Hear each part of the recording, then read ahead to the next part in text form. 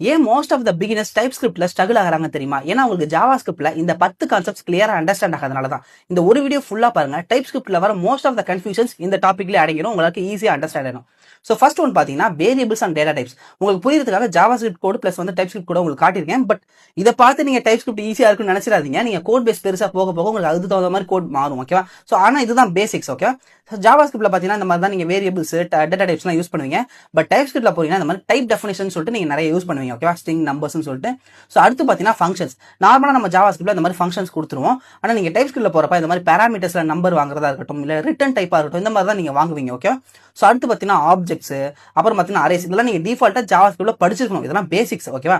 So அடுத்து பார்த்தீங்கன்னா டீஸ்ட்ரக்சர் and spread ரொம்பவே இம்பார்ட்டன்ட். டைப் ஸ்கிரிப்ட் பார்த்தீங்கன்னா ஃபுல் அண்ட் ஃபுல் இந்த ES6 ஃபீச்சர்ஸை வந்து டிபெண்ட் ஆகிருக்கும். ஸோ அதனால நீங்க அதை மோஸ்ட்டாக அதை நீங்க கவர் பண்ண பாருங்க. ஓகேவா? ஸோ அடுத்து பார்த்தீங்கன்னா classes and objects. Type script பார்த்தீங்கன்னா ஆக்சுவலாக வந்து இந்த கிளாஸ் அது ஜாவா இருக்கு இல்லையா, அதுல இருந்து கொண்டு வந்தது தான். Like classes, inheritance, objects, encapsulation, இந்த மாதிரி நீங்க பேசிக் ஊப் தெரிஞ்சாலே போதும். ஓகேவா? ஸோ அடுத்து பார்த்தீங்கன்னா ஏசிங்க் ஆப்ரேஷன் ரொம்பவே இம்பார்ட்டன்டான ஒன்று. எஸ்பெஷலி பார்த்தீங்கன்னா ப்ராமிசஸ், ஏசிங்க் அவைட், இதை பற்றி உங்களுக்கு கிளியராக தெரிஞ்சிருக்கணும். ஏன் அப்படின்னா உங்களுக்கு வந்து ஃபங்க்ஷன் வந்து ஏசிங்காக இருந்ததுன்னா நீங்கள் ரிட்டர்ன் டைப் வந்து ப்ராமிஸ் வாய்டுன்னு சொல்லிட்டு நீங்கள் இதை யூஸ் பண்ணுற மாதிரி இருக்கும். இதெல்லாம் கொஞ்சம் பேசிக் தான். ஓகேவா?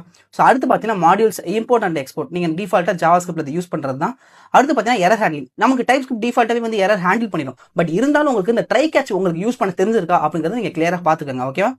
ஸோ அடுத்து பார்த்தீங்கன்னா ES6 ஃபீச்சர்ஸ் லைக் வந்து டெம்ப்ளேட் லிட்டரல்ஸாக இருக்கட்டும், இல்லை வந்து நல் கொலேசிங்காக இருக்கட்டும், இல்லை ஆரோ ஃபங்க்ஷன்ஸாக இருக்கட்டும், இந்த மாதிரி நிறைய ES6 ஃபீச்சர்ஸ்லாம் இருக்குது. அதெல்லாம் நீங்கள் பேசிக்காக தெரிஞ்சுங்க. இதில் ஒன்ஸ் நீங்கள் கிளியராக அண்டர்ஸ்டாண்ட் ஆயிடுச்சு, மெமரைஸ் பண்ணாமல் அண்டர்ஸ்டாண்ட் ஆயிடுச்சு அப்படின்னா டைப் ஸ்கிரிப்ட்ல நீங்கள் தாராளமாக உள்ள வரலாம். உங்களுக்கு சூப்பராக இருக்கும். டைப் ஸ்கிரிப்ட் பார்த்தீங்கன்னா மேஜிக் மாதிரி இருக்கும். இந்த மாதிரி நீங்கள் ஜாவா ஸ்கிரிப்ட் பேசிக்ஸ் எல்லாம் கரெக்டாக கற்றுக்கிட்டீங்கன்னா. ஸோ நாளிலேருந்து நம்ம வந்து டைப் ஸ்கிரிப்ட் வந்து ஸ்டார்ட் பண்ணலாம். தேங்க்யூ.